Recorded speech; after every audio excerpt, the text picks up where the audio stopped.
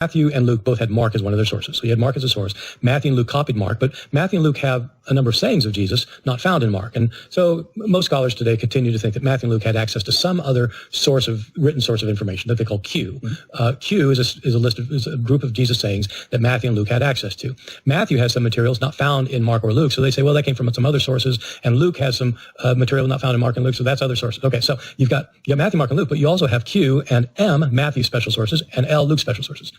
You have these sources of information about Jesus. So I've just laid out six sources, 6 pieces of information.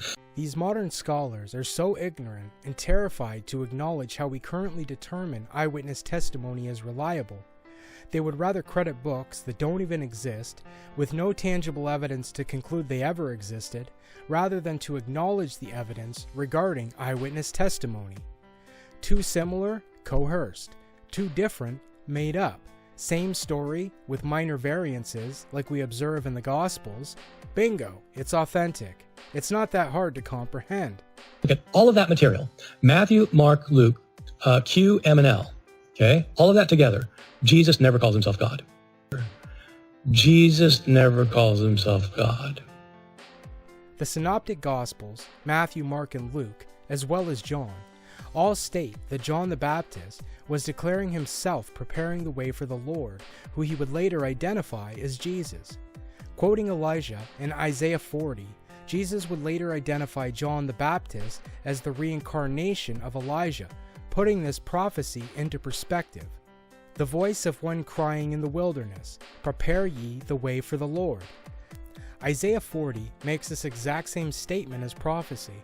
However, rather than the Greek word theos, meaning gods, Isaiah uses the Hebrew word for Yahweh, then adds, "make a path for our God," Elohim, the plural version attributed to the Creator in the Old Testament. Then, in all 3 synoptic Gospels, Jesus says, "Heaven and earth shall pass away, but my words shall never pass away." If we go down in Isaiah 40 to verse 8, "The grass withers and the flowers fade, but the words of our God shall stand forever." There's so many more examples of these quotes from the Synoptic Gospels. Jesus used the scriptures to prove his point, something men like Bart Ehrman clearly know nothing about. Jesus constantly makes the point that he is God throughout the Synoptic Gospels by referring to verses like this in the Old Testament, as well as riddled throughout the Gospel of John, the gospel that identifies himself as an eyewitness testimony. Because he's actually not crucified for calling himself God. His divine claims have no relationship to any of the crucifixion narratives. Bart is acting as if one day they just decided that they were going to kill Jesus, which is not the case at all. This is a build-up throughout the entire Gospels. They're constantly trying to trap him in order to execute him. They make statements like, "you making yourself equal with God," or when Jesus says, "I am," and it says they picked up stones to kill him. This was a build-up of events of Jesus claiming divinity throughout the Gospels. It wasn't a spur-of-the-moment act on the part of the high priest. Oh, it's pretty clear. When you read the trial narratives, Pontius Pilate kills him for claiming to be the king of the Jews. And that's a political claim. And so Pilate isn't concerned about Jewish theology. Pilate specifically says, "I find no fault in this man," trying to free him multiple times and even offering up a substitute in place of Jesus. Pilate says to Jesus in the Gospels, "Don't you hear all the charges they bring against you?" referring to the high priests. And Jesus tells Pilate in the Gospels that the chief priests are the ones that are responsible, as they were the ones that brought Jesus to him to be executed. This information and more, entailed in the Gospel, clearly shows that it was the high priests, the Jewish leaders, that were the ones that executed Jesus, in accordance with the Passover celebration. Pilate was merely consequential. Pilate wrote, "King of the Jews," on the cross. And the high priest came to him and said, "No, right, he said he was the king of the Jews." And Pilate said no, showing that the high priests were highly involved in this all the way to the end. So yes, Jesus was executed for his divine claims, as we can see throughout the Gospels, as many times they tried to execute him for these divine claims. It was an ultimate build-up to his final execution that took place during the Passover. Like Jesus says, "I've been teaching here and teaching there, and all these times you've had a chance to kill me. yet you do it now because it must be fulfilled. Jesus points out alone in that verse that this was a buildup, a progressive animosity that the high priest had towards him that finally ended in the crucifixion under Pontius Pilate. You'd have to say that the Gospel of John's wrong then, because in the Gospel of John he does claim divinity.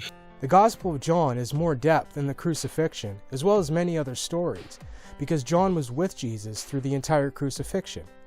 As all the other disciples ran, it says that there was a disciple that came with Jesus whom the high priest knew, telling us that there was one disciple, in fact, present with Jesus during his trial. John was at the cross as well. John was the most beloved disciple. Jesus taught the disciple things that others weren't privy to, which is why John is able to rationalize and understand the points that Jesus is saying throughout his ministry, whereas the other disciples were just privy to what Jesus was saying on a daily basis. This is why John wrote it down and perhaps the other ones didn't. It's what was relevant to them in their understanding and comprehension, what they felt was vital and important to put into the gospel for future generations. All of our earliest sources, where Jesus starts calling himself God, is the Gospel of John, yes. Our last source. And so, to my thinking, you have these sources of information about Jesus. So I've just laid out six sources, 6 pieces of information versus 1. The 6 are all earlier than the 1. The dates of the Gospel that most scholars give, from 1st century, at the end of the 1st century to 300 AD, it's all speculation at best. There's no solid way for us to put these Gospels in certain eras. Gospels were not written until 70 years after Jesus. They act as if this is fact, yet it's merely speculation on their part. Scholars assume that it was a verbal tradition. These Gospels were passed down verbally until finally they were written down by whoever wrote them down. But the evidence doesn't suggest this at all. Jesus picked 12 people with unique skills. They were all useful in their own merit. Matthew alone was a tax collector for the Romans. He would have been literate and fluent in multiple languages, and he was the best suited to be the treasurer, as he was a tax collector, an accountant of sorts.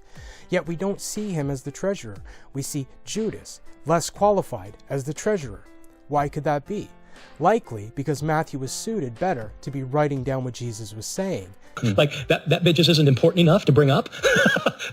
And this is proven throughout the gospel, that these words were in fact being written down. Jesus says, "My words will never pass away," indicating that his words exist, and that they will carry on, pointing to the fact that they were likely being copied while he was dictating this. He says this gospel will be preached all across the world, for a witness unto all nations, then the end will come. This again, which gospel is he referring to? A verbal gospel that was going to be passed down for 70 years until finally it was written down to reach the end time generations? Very unlikely. Jesus was referring to what was being written down in his time, which is why he says so confidently, this gospel will be preached in all the world. Jesus says, "I have come to fulfill the law." It would make sense, Jesus fulfilling a written law that he knew inside and out, he would also be producing his own written law to fulfill that written law. You don't fulfill a written law by having a verbally passed down tradition some 70 years later. That's not the way things work, and Jesus would have understood this. So why would any logical person conclude that the words were not being documented, despite what the Bible alludes to? Even Paul himself is constantly stating things that Jesus claimed Jesus said.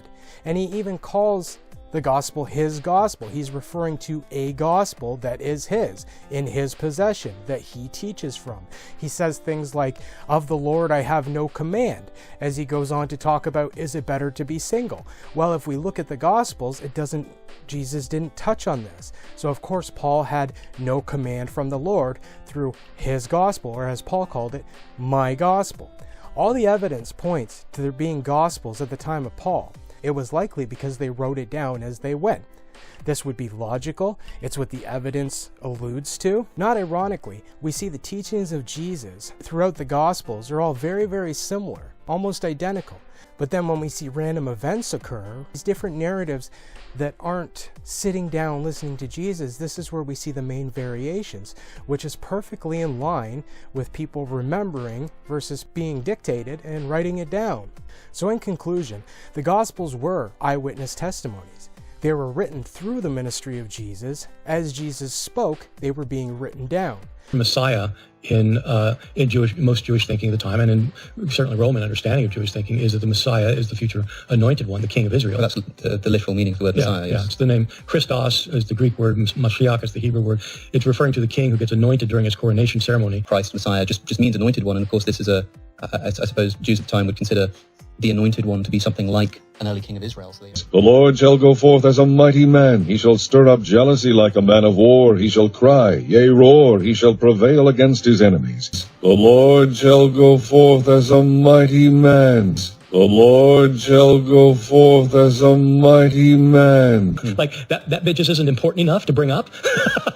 Imagine being this terrible at your job, yet feeling so entitled to advocate for against over half the world's belief system. Is this what you left me for?